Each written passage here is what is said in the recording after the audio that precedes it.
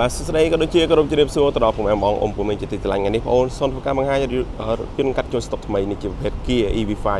បាទឆ្នាំ2024កាត់ទីចាត់ដើមទី1ផ្ទាល់បាទយន្តមូលស្អាតបាទស្គុតការពីទឹកថ្នាំប្រជុំផងដែរបាទហើយ option ទំនើបមែនទែនបងប្អូនមានកញ្ចក់ក្តោបអូតូបើកដំបូលផុតក្រោយបាទ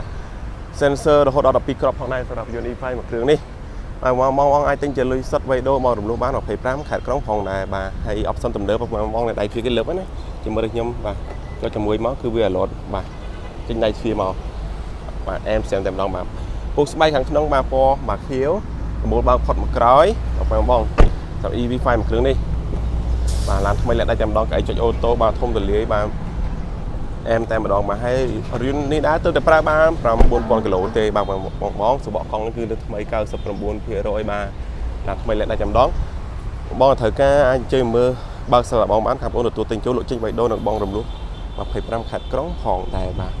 អរគុណច្រើនជម្រាបលាបាទជួបជាមួយបងនៅវីដេអូថ្មីបន្ត